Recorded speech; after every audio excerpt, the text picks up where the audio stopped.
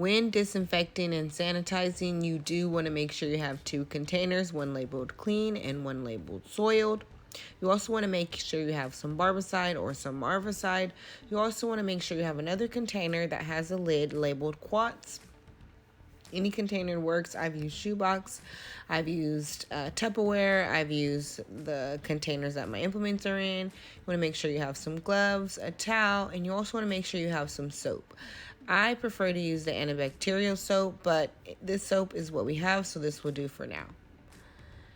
First things first, anytime you're doing nails or any type of service period or anything with your implements, you always want to make sure you wash your hands for a good 30 seconds just to make sure you're keeping everything sanitary for the next client and also for yourself, keeping yourself clean from germs and diseases.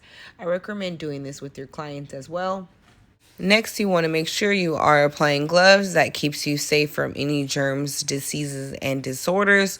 It also keeps you from getting all the dust and debris that's on the nail implements on your skin and contracting whatever diseases and the disorders the clients have. So you want to make sure you take some cold water when you're filling your quartz and barbicide. You're going to take about 1/4 of barbicide, fill the rest with cold water.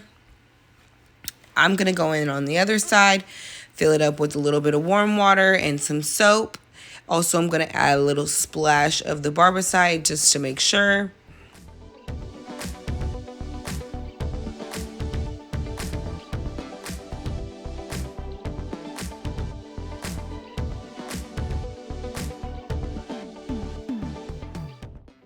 Next, we're going to grab our soiled implements and we're going to submerge them into the soap and water. That just gives them time to remove any dust and debris that's on them that have been sitting all day. I personally use 5 sets of implements because I don't have time to clean them all the time, depending on what type of busy day I have. So I prefer to clean them all at the end. So sometimes I don't get to clean all the dust and debris off. So you want to give them time to soak just to do that. I'm going to take my clean brush, put both of my containers in there, put some soap on the brush, and just clean all my tools. Take your time with this. Make sure you're cleaning them out really good. Make sure you're opening them toenail clippers up to really clean because there does sometimes be toenail clippings in there, or sometimes in the nippers there's dead cuticle stuck in there. I know it sounds nasty, but you just want to make sure you're really cleaning that out. I also make sure I clean my containers just because there's sometimes when they're in the soiled, it could leave some dust and some residue, and sometimes they can get dusty. The clean ones can get dusty just for me using them every day.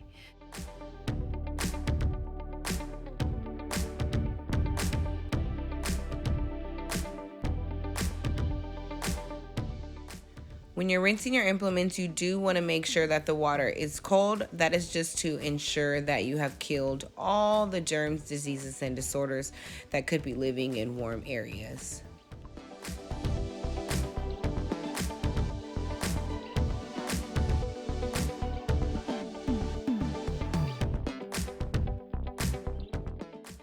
When you're storing your implements in the barbicide, you do want to make sure that they are fully submerged. It is a fine with state board, and it's also not cleaning your tools if they're not all the way fully submerged.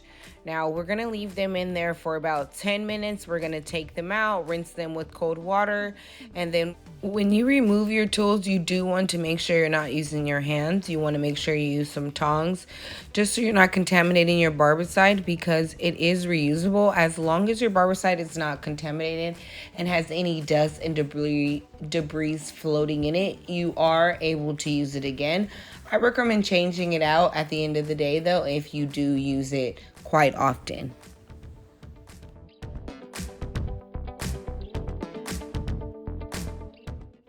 So here I'm just going to show you what it looks like once I store them. I do like to have everything kind of like aligned, so as I put them in the containers, they're all good to go. You do want to dry your implements. If you don't, they will rust and they are no good after that.